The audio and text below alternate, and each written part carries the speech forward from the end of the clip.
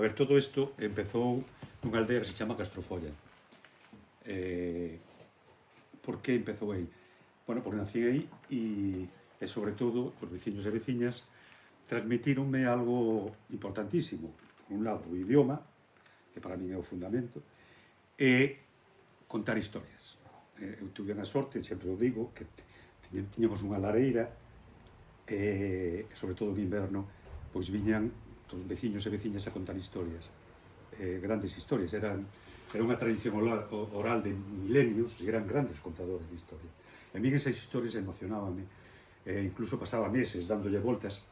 E cando vin a primeira película no cine da Rúa, no cine Avenida, que ademais apagabas esas luces, como nos nas casas en Castrofolla, falo nos anos 50, non había luz eléctrica.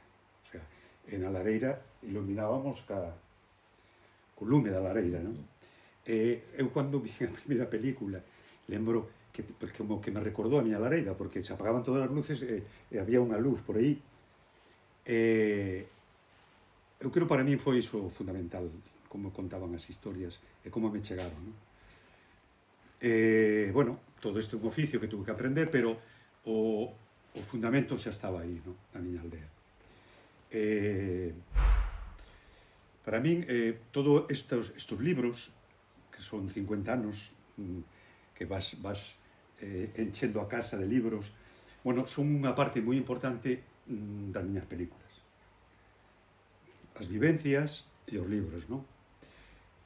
Para min, o Instituto de Estudios Valdeorreses é como, non sei, esa posibilidad de ter todo eso nun lugar e que pode servir para a xente, para min a idea un pouco que lle estaba transmitindo Aurelio é que esta biblioteca sirva como un templo para a formación de fotografía e cine.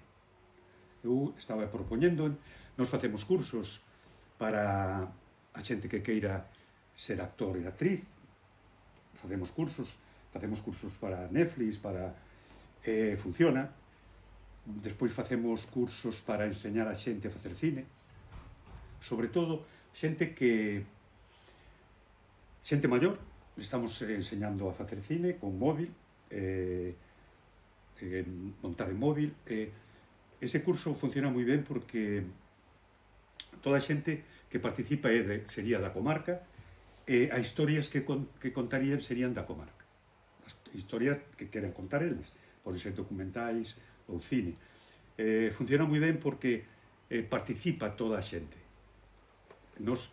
O curso consiste en enseñar a aquelas persoas que queiran aprender a ser actores e actrices e hai isto de Petín, nós tiñamos un festival que se chama Petín, un pobo de cine.